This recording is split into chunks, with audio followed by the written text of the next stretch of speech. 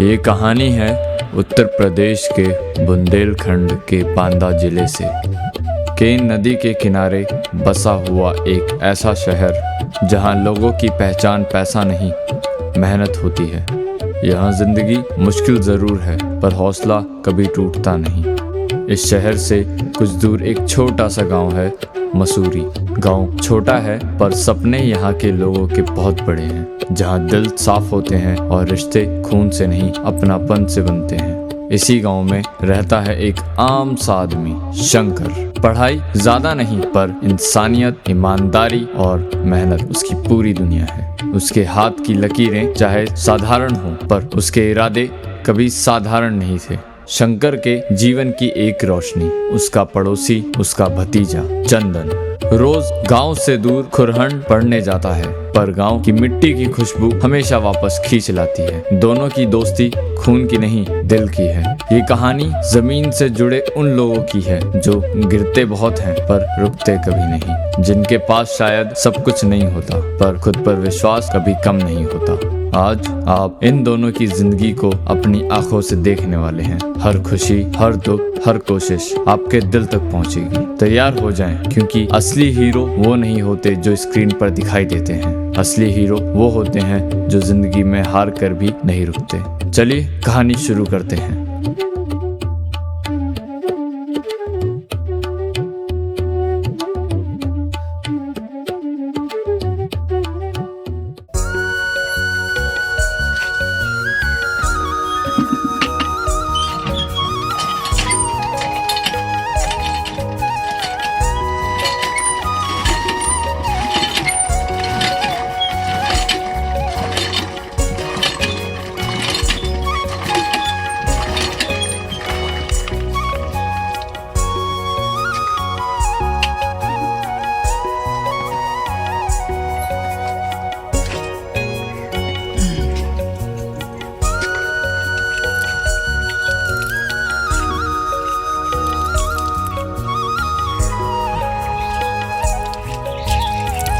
अरे शंकर चाचा, पानी लागू। अरे चंदन बेटा, खुश रहो। इतना सुबह से जग के कहाँ जा रहे हो चंदन? स्कूल जाना से चाचा, तभी जग गए। अरे ये तो बहुत बढ़िया बात है। हम तो कहते हैं खूब पढ़ो और पढ़ लिख के बड़का अफसर बन जाओ। अफसर नहीं चाचा, ऑफिसर होता है वो। हाँ हाँ, वही वही। अच्छा चंदन, अब हम जा रहे हैं, भैंसों को चारा देना है। हमारी किस्मत में तो वही लिखा है।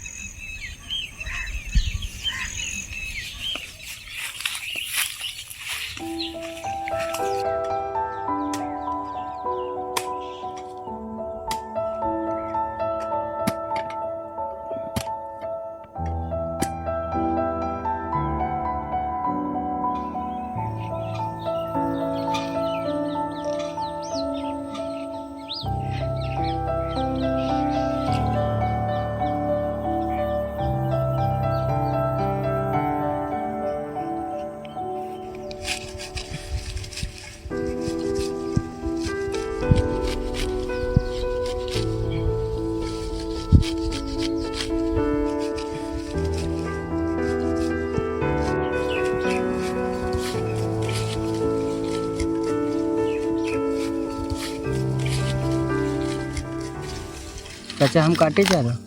नहीं, ये सब काम हमको ही करने दो। तुम बस अपना पढ़ाई लिखाई में ध्यान दो, वही ज़्यादा बेहतर होगा तुम्हारे लिए। हमें काटने दो ना प्लीज़। अरे नहीं, ये लग जाएगा तुम्हारे। नहीं लगेगा, हम ध्यान से करेंगे। कभी कभी सोचता हूँ कि अगर सही समय में कलम उठा लिए होते तो आज हंसिया नहीं उठाना पड़ता। इसलिए तुमको मना कर रहा हूँ। ये देखो चाचा, हम भी काट लेते हैं चारा। गधा ही बनना है क्या तुमको? वो बात नहीं है चाचा, मन कर रहा था इसीलिए काटने लगे। चलो अब घर चले। हाँ चलो।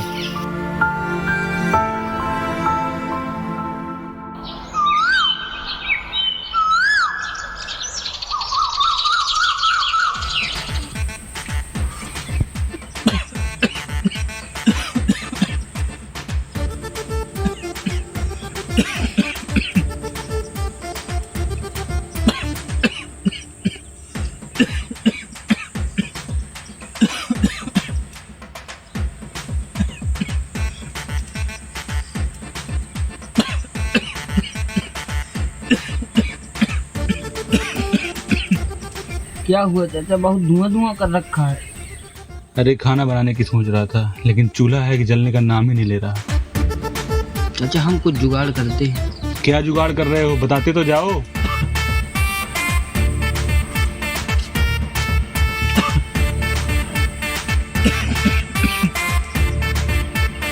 चाचा ये लो, खाओ और मौज करो।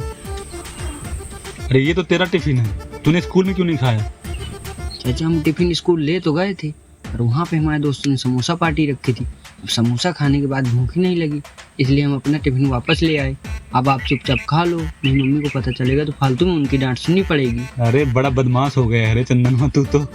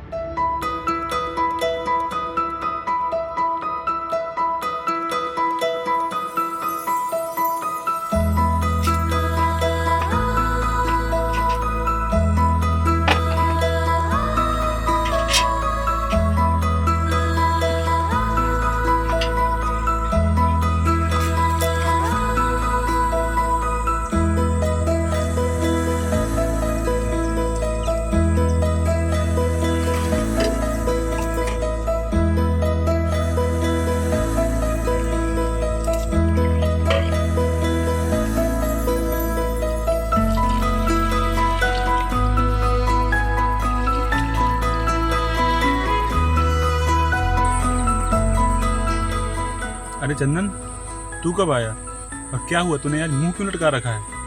कुछ नहीं, बस ऐसे ही। ऐसे ही कैसे, हमको बताओ। अरे वो स्कूल में किसी ने तुझे कुछ कहा? किसी से लड़ाई हुई क्या तेरी? पापा ने जो फीस मुझको दी थी वो मुझसे खर्च हो गई है, और टीचर ने बोला है कि स्कूल में फीस लेके नहीं आए तो नाम काट के भगा दूंगा। अच्छा तो ये बात है। कितनी है तेरी फीस? 1000 रुपये। 1000 रुपए? इतनी ज्यादा? हमारे समय में 1 महीने की फीस सिर्फ 1 रुपए हुआ करती थी, तब भी हम दुर्भाग्य से पढ़ नहीं पाए। ये ले, और अब स्कूल फीस के पैसे कभी मत खर्च करना, क्योंकि यही तेरा भविष्य तय करेंगे। थैंक यू चाचा, मैं कल स्कूल जाके जमा कर दूंगा। ठीक। खेत चलोगे चाचा? हाँ जाना तो है, पर तुम खेतों में जाके क्या करोगे? हम तो कहते हैं तुम खेतों में ज्यादा ध्यान ना देके बस अपना पढ़ाई लिखाई पर ही ध्यान दो, वही ज्यादा बेहतर होगा तुम्हारे लिए। वो बात नहीं है चाचा, पढ़ाई तो हम कर ही रहे हैं, पर खेतों में जाने से एक अलग सा ही सुकून मिलता है। वहाँ की मिट्टी की खुशबू से दिल खुश हो जाता है, बस इसीलिए आपके साथ चला जाता हूँ। अच्छा चलो चलते हैं, कोई बात नहीं। ठीक है, मैं साइकिल लेके आता हूँ फिर। आओ।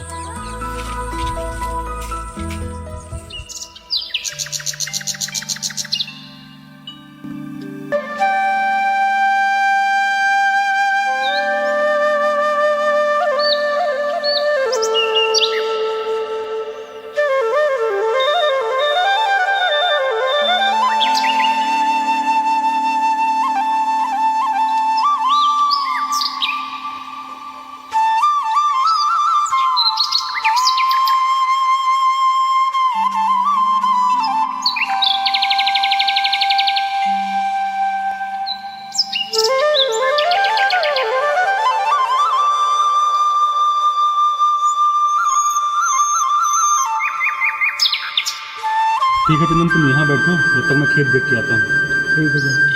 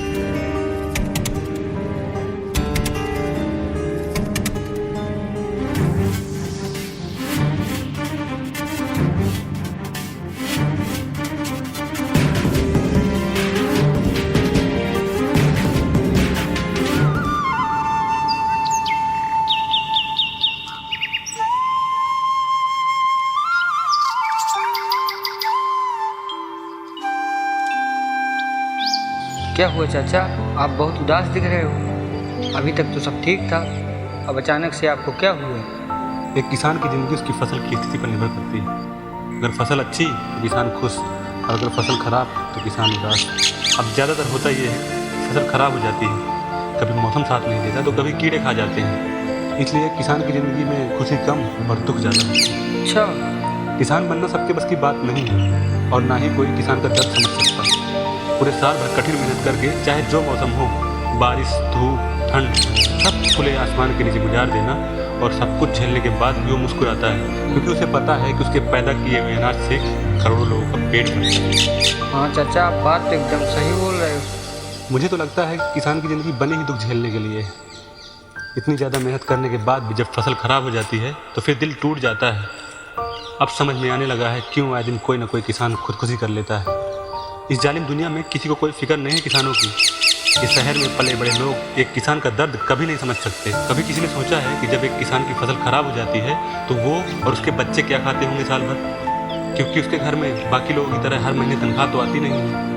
एक किसान का दर्द सिर्फ एक किसान ही समझ सकता है, ना तो सरकार समझती है, ना ही ये शहर के लोग समझ सकते, और तो और भगवान भी नहीं समझते। कोई बात नहीं चाचा, आप परेशान मत हो, ठीक हो जाएगा। हाँ चंदन, अब तसल्ली तो करनी ही पड़ेगी, और कर भी क्या सकते हैं। चाचा आप घर चलें, तो मुझे होमवर्क भी कंप्लीट करना है, नहीं तो फालतू मैम की डांट सुननी पड़ेगी। मैंने तुझे पहले ही मना किया था कि तू खेतों में ज़्यादा ध्यान मत दे, तू बस अपनी पढ़ाई लिखाई पर ही ध्यान दे, क्योंकि अगर खेतों में ध्यान देगा तो ज़िंदगी भर दुखी और उदास ही रहेगा मेरी तरह, और अगर अच्छे से पढ़ लिख लेगा तो ज़िंदगी संवर जाएगी तेरी। पर तू है कि मानता ही नहीं है, हमेशा जिद करता रहता है खेतों में आने के लिए। चल अब घर चलते हैं। हाँ चलो।